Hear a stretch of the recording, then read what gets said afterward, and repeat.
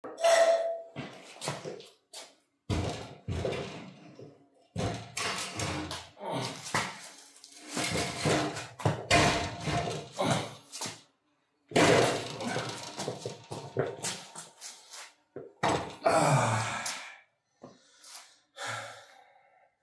pas léger, hein.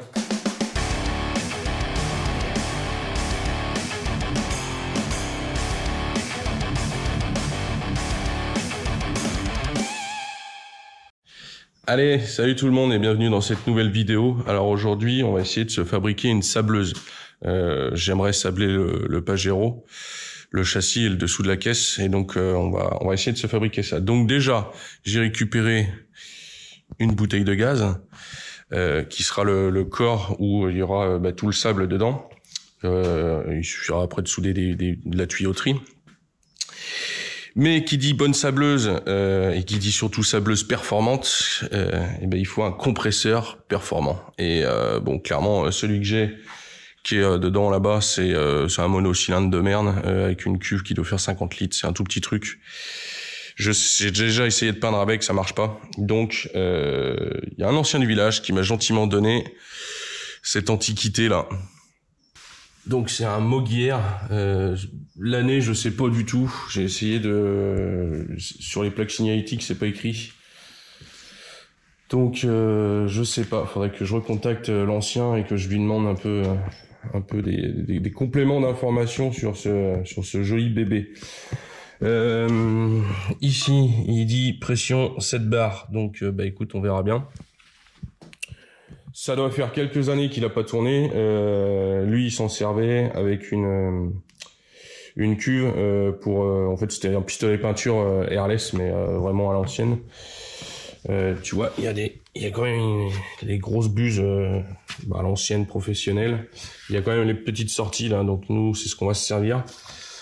Là, le but, ça va être déjà de le remettre en route et puis de voir déjà s'il tourne, s'il compresse. Et voir un peu ce que ça vaut ce truc là.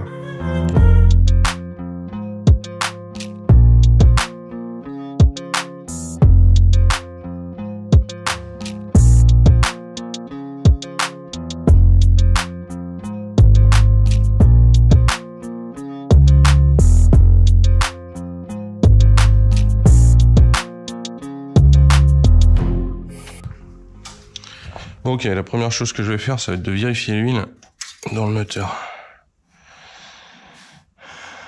Bon, déjà il y a le niveau et en plus, me paraît quand même relativement clair, donc ça c'est un bon point. Ensuite, on va se démonter la bougie. Il n'y a pas d'antiparasite.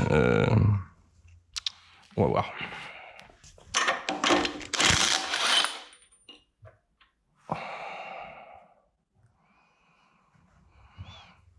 Bon, je vais me passer un petit coup de brosse et ça devrait faire l'affaire.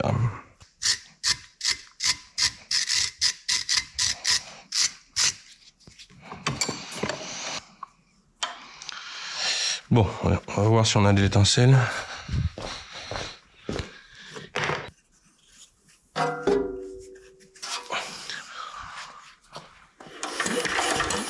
Oh oui, très belle étincelle même. Ok.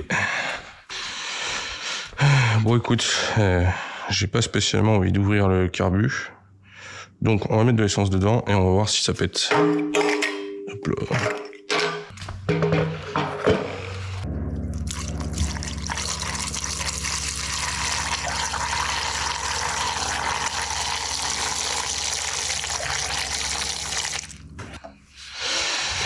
Alors déjà, est-ce que j'ai de l'essence qui arrive ici? Non.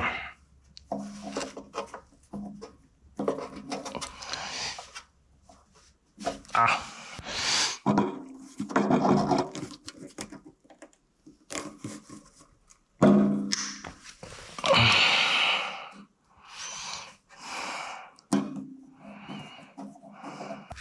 Alors.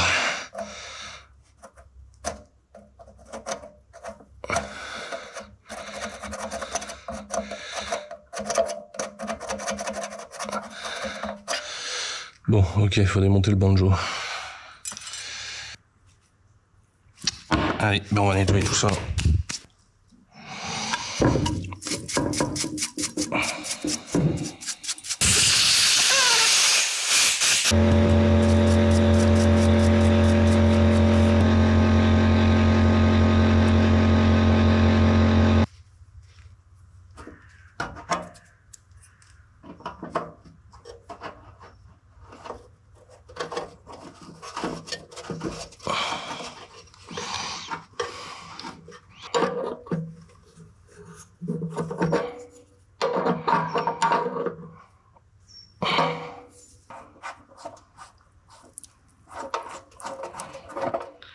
Yes.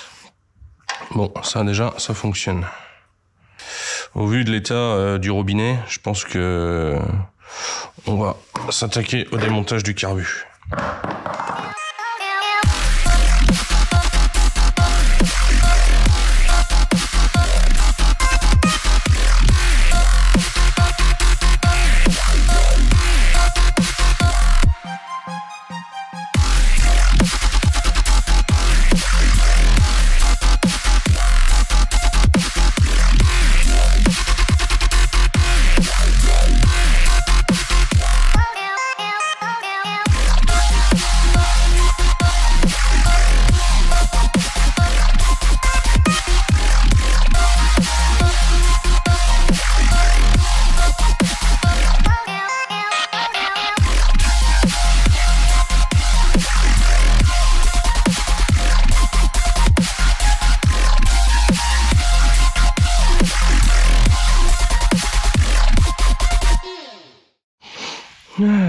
Bon, donc ça y est, le carbu est remonté.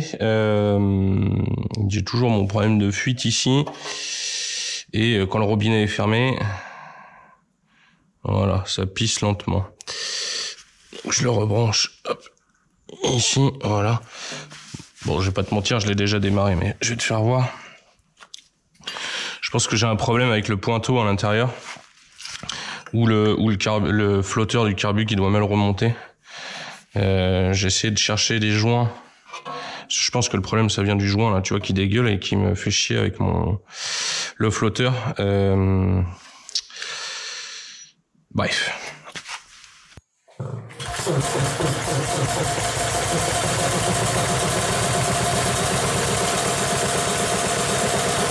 Bon allez, donc ça y est, c'est remonté, ça tourne. Donc j'ai fait le petit test. Et donc on voit que il monte, enfin la vanne de régulation se met en route à partir de 5,5 bars. Je pense que ça doit être réglable là, mais bon, j'ai pas trop envie d'y toucher. J'ai fait le test avec, donc tu vois ma petite sableuse, ça c'était la sableuse Parkside que j'avais essayé pour tester. Bon, c'est de la merde, hein, on va pas se le cacher. Dessus, là, t'as un réservoir, hein, tu rentres, tu mets ton sable par le cul, et puis, tu vois, ça tombe là par dépression, et puis après, ben, ça sort par là. Donc là, t'as la petite gâchette d'air. J'ai fait le test avec celle-là parce que je vais récupérer la buse de sortie qui est ici, qui me servira de buse pour mon système à moi. Quand je reste appuyé sur la gâchette en continu, lui, il régule, enfin, il arrive à charger jusqu'à 3,5 bars en continu. Donc ça veut dire que si je reste appuyé, il va me sortir 3,5 bars tout le temps. Ça va être un peu juste. Normalement, il faudrait, d'après ce que j'avais vu, entre 4 et 6 bars, 6 bars étant le top du top.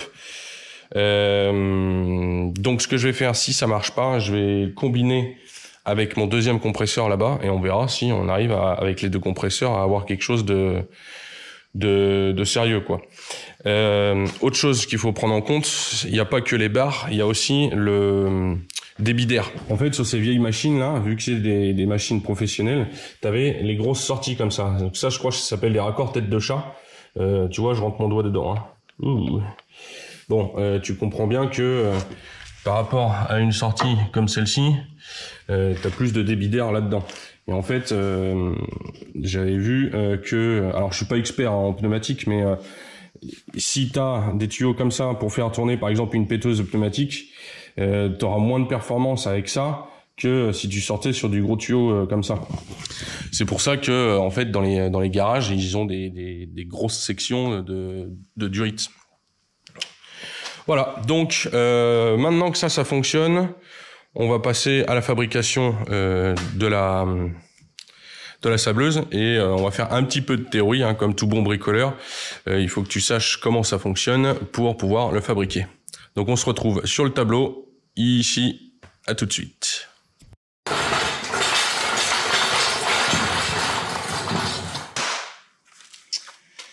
Ok. Une sableuse, qu'est-ce que c'est? Eh bien, c'est tout ça.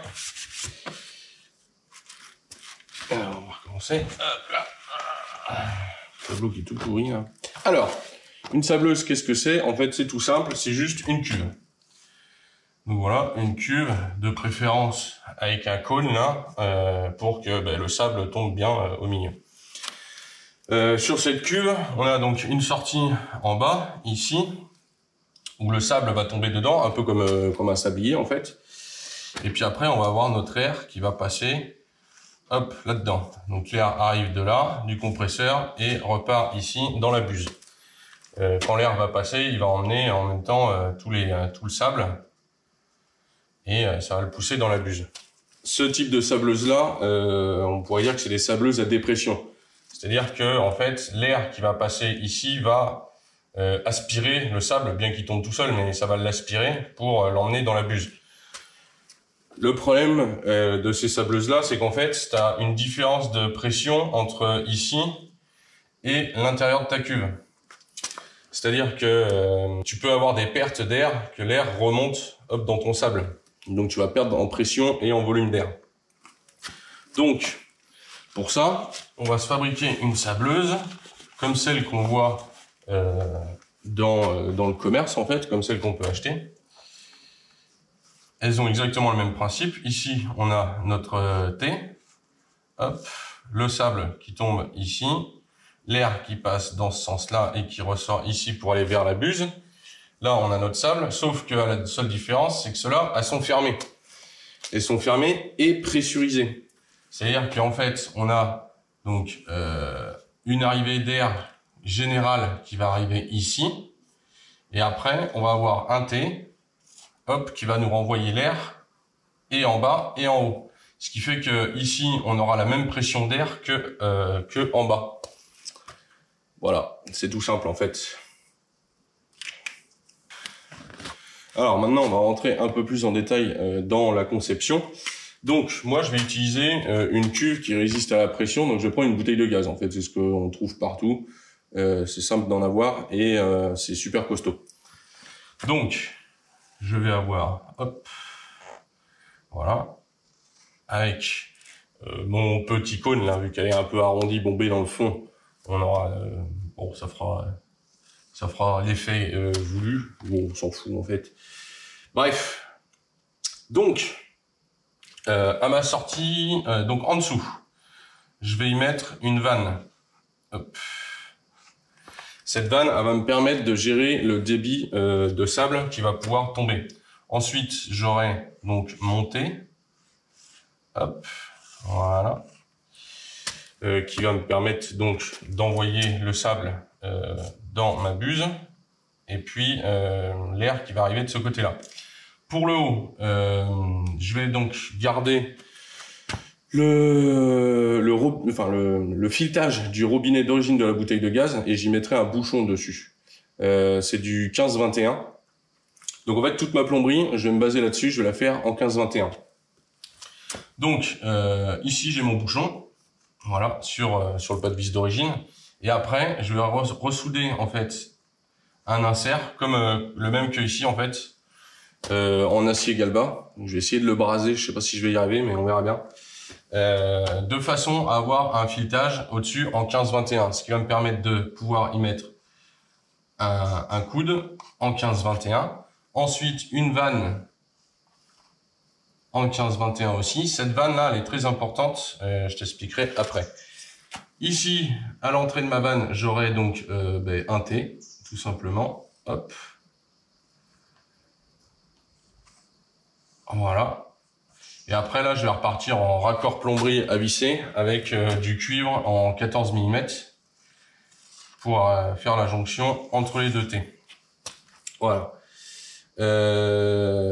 Et puis, du coup, j'ai acheté un Y ici qui me permettra de brancher mes deux tuyaux de mes deux compresseurs. Donc voilà, on verra, on fera le test avec un compresseur, le gros là, on verra ce que ça donne. Et si c'est pas suffisant, on verra pour mettre le deuxième et on verra ce que ça donne. Voilà, cette vanne là, elle est importante entre guillemets, bien qu'on pourrait s'en passer. Elle va servir en fait à couper la pressurisation de la bouteille. Par exemple, si tu veux remplir ta bouteille, si tu l'ouvres et qu'elle est chargée à 6 bars, tu vas te prendre le bouchon dans la gueule. Hein. Donc, tu coupes Ensuite, en bas, tu fais chasser l'air. Et une fois que c'est dépressurisé, tu peux ouvrir ton bouchon. Elle peut servir aussi à gérer l'entrée, enfin, à faire varier l'entrée, l'arrivée d'air, en gros, dans ta cuve. Bien que, en fait, on s'en fout, parce que je vois pas trop l'intérêt de mettre moins d'air dans la bouteille, puisque, en fait, ça va créer comme je te disais avant, ça va faire de la merde. Donc, voilà. La vanne du bas, elle sert à réguler donc le débit de sable. Et puis après, on va avoir notre buse. Alors notre buse, je vais te faire voir. Elle est où? Là-bas. Donc moi, je vais récupérer la buse du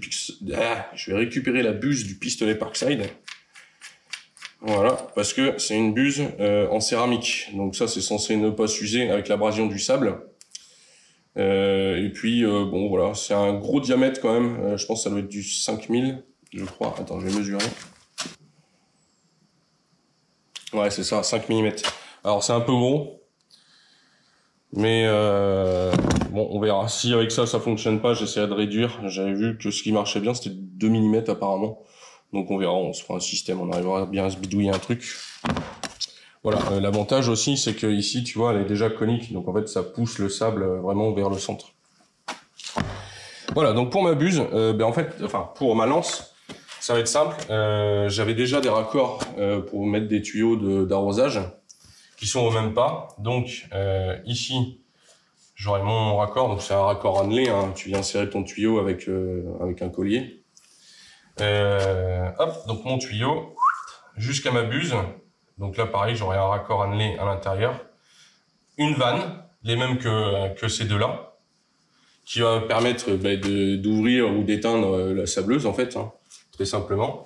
Et puis par-dessus, en fait, je viendrai y mettre ma petite buse céramique en sortie. Voilà, voilà. Toutes ces pièces-là, je vais te faire un listing, je vais te mettre une photo, au moins tu sauras à peu près tout ce que j'ai acheté. Donc je suis resté partout en 15-21 pour avoir quand même un gros débit à l'intérieur, et puis du cuivre en 14 mm, comme ça, voilà, théoriquement on n'aura pas de perte de pression dans la machine. C'est-à-dire qu'après on pourrait remettre, comme je disais, un raccord tête de chat avec un tuyau, un gros tuyau dans ça doit faire, je sais pas, peut-être 20 mm ou 15 mm de diamètre d'air. Donc voilà, c'est pour que ce soit tout cohérent en fait. Voilà, bon, écoute, il y a plus qu'à tout installer. Allez, c'est parti, on y va. Ok, donc je vais commencer par le cul de la bouteille. Ici, donc j'ai fait mon trou au pointeau, et puis je vais utiliser une cycloche. J'ai pas de forêtage, donc on va voir ce que ça va donner.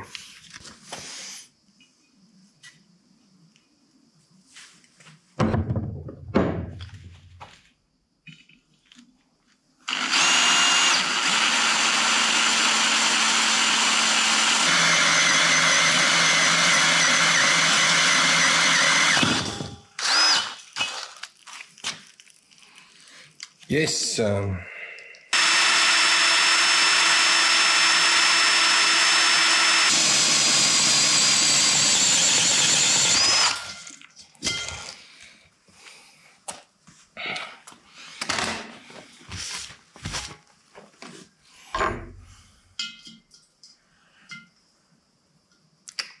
Bon, alors pour ceux qui se poseraient la question,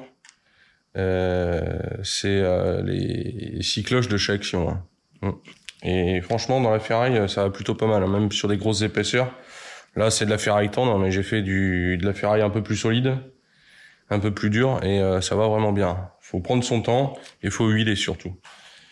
Et moi, je huile avec quoi? Avec une burette, et dans la burette, il y a quoi? De l'huile de tronçonneuse, hein, tout simplement. L'huile de tronçonneuse bio, hein, voilà. Merci Arnaud pour ton huile. Hein. Bon, maintenant, on va décaper tout ça, et puis on va essayer de se braser, hop là, le petit raccord dessus. Donc là, on va faire gaffe à ce qu'il soit bien droit, parce que si je le mets comme ça, après, je vais t'emmerder. Donc il va falloir le souder comme ça. Et allez, c'est parti.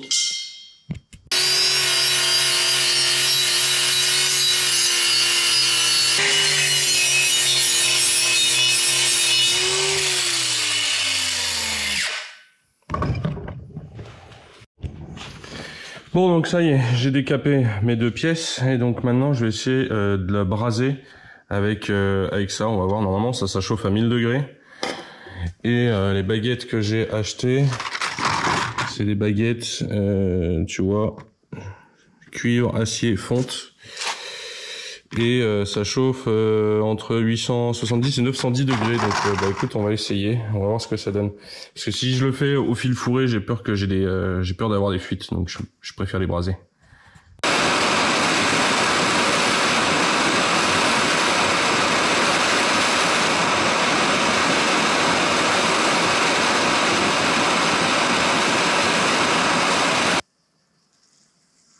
Bon bah ça marche pas. Je suis niqué. Putain, chien.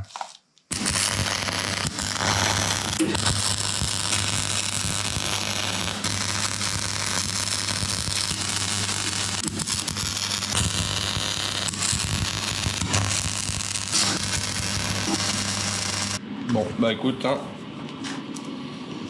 Ça ira bien comme ça. Bon, voilà ce que ça donne. On verra bien si ça fuit ou pas. Et puis, ben, si ça fuit, ben, je sais pas. On essaiera de trouver une solution. Bon, par contre, j'ai des gratons dans le filetage. Donc là, je vais me faire chier pour les enlever. De l'autre côté, voilà ce que ça donne. Bon, c'est pas trop mal. Bon, donc là, maintenant que j'y suis, enfin, tant que le poste est sorti, je vais souder les pieds. Donc, les pieds, ça va être juste, voilà, 4 barres comme ça. 3 barres, pardon, comme ça, et puis bah, ça fera le job. Hein.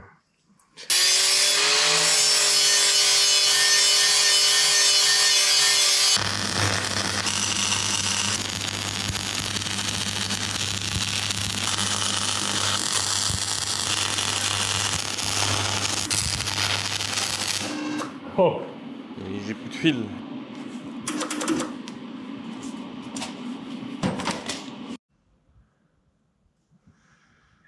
Regarde-moi ça, le soleil qui se lève. Qu'est-ce que c'est beau. Oh là là. Bon, allez. On s'y remet. Donc en attendant que le voisin me ramène son poste à souder pour terminer de souder mes pieds, je vais commencer à téflonner tous mes raccords là. Et puis ben voilà. Allez, c'est parti.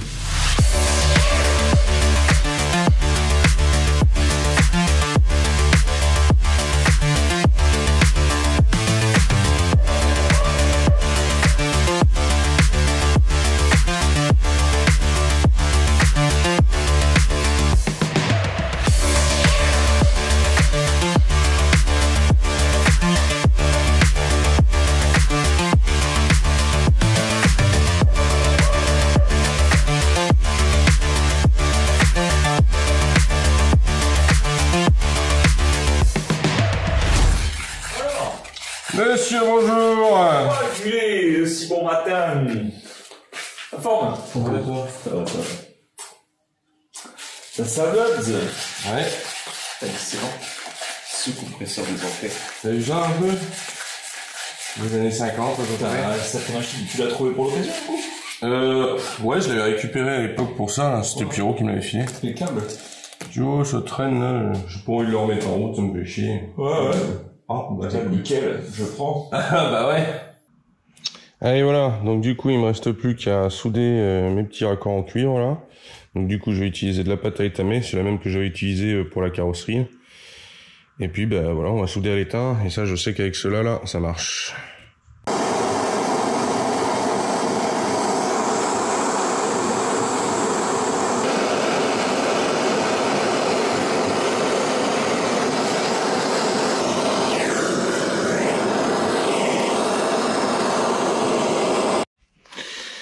Bon donc voilà, ça y est, j'ai terminé mes petites soudures. Tac tac tac. Donc ça, il n'y a pas de souci, ce sera étanche. J'ai le voisin qui est passé qui m'a ramené son poste à souder. Donc ça y est, j'ai mes 3 pieds qui sont soudés. Voilà. Ah mais si, il faudrait peut-être que je fasse des poignées aussi. Bon, je vais faire des poignées. Et puis après, bah, on installe tout.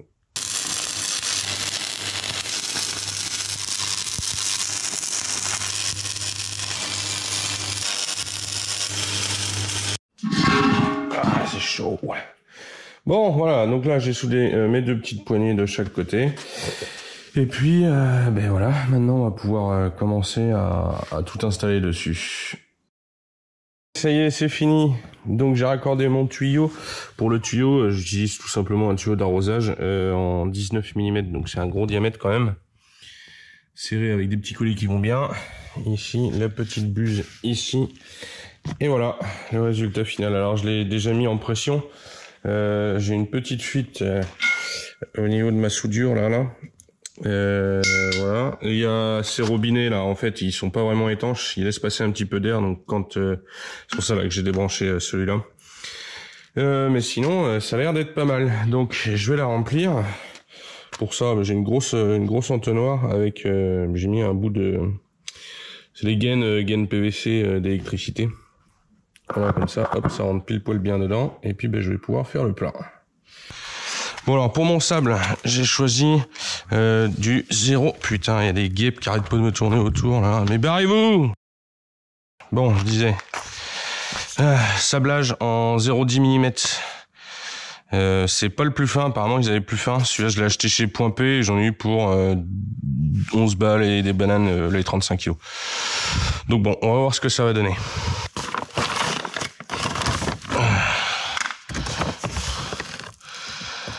Ah, je pensais que c'était plus fin que ça quand même.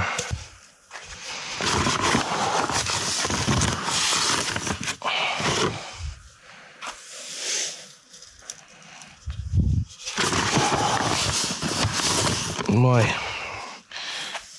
Hop, je vais pas le remplir à fond parce que faut les soulever, les 35 kilos, plus les 10 kilos de la bouteille, plus tout ce qui est dessus. Bon, lui, j'avais essayé d'y mettre un joint caoutchouc, mais le joint s'écrase et il tient pas la pression. Donc, serrer à fond, comme ça va, y a pas de problème. Ma vanne de sable, elle est ouverte, donc je vais la fermer. Ici, c'est fermé. Ok, allez. Crac. Ah ouais. Tu vois. Voilà. Bon, pour tester. J'ai pris une petite plaque de tôle. C'était une vieille plaque qui bouchait un conduit de cheminée, ça. Donc tu vois là, il y a de la calamine, ça va être assez dur à enlever. Un vieux tube bien rouillé, avec la peinture qui s'écaille quand même un peu. Mais il y a 2 voire 3 couches, tu vois là. Il y a du gris, du jaune, du bleu, du vert, pardon. Donc on va voir ce que ça va donner là-dessus aussi. Allez, c'est parti.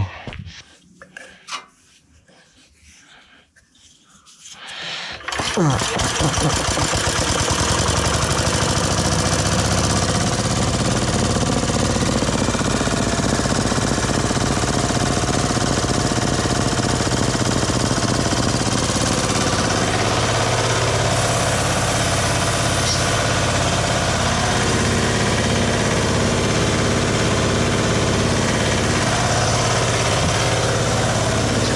je vais ouvrir à moitié, on va voir ce que ça va donner.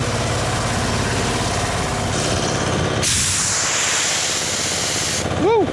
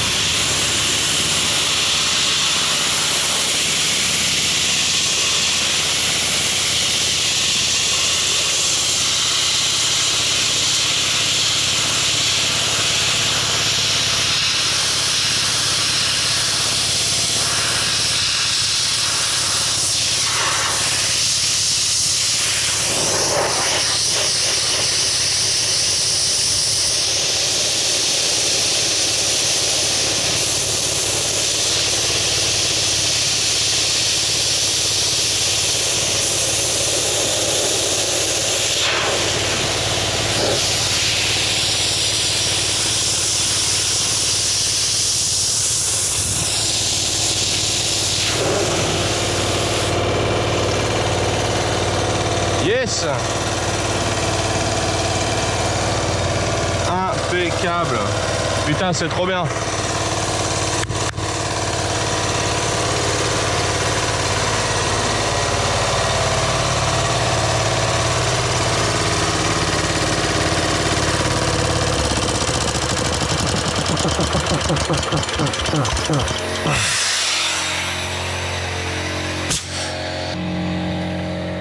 C'est trop bien, je suis trop content.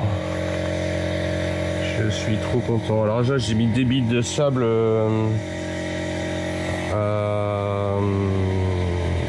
la moitié. Faudrait que j'essaye après à fond, voir ce que ça donne. Et bon, là déjà, tu vois que voilà,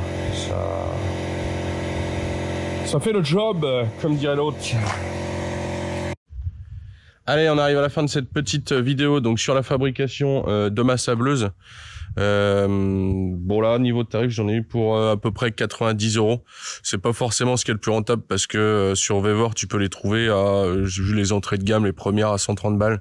Alors je sais pas si la qualité sera la même ou pas, hein, mais bon voilà, si tu sais pas trop bricoler ou que t'as pas trop envie de t'emmerder à en faire une, tu peux aller en acheter une directement déjà faite. Voilà, donc moi je suis content parce que ça va pouvoir me permettre de sabler le châssis du Pajero et puis le dessous de la caisse, comme ça on aura une finition aux petits oignons. Il n'y aura plus qu'à repeindre et puis ce sera nickel. Voilà, donc prochaine vidéo, le Pajero, on décaisse et on sort le châssis. Allez, ciao!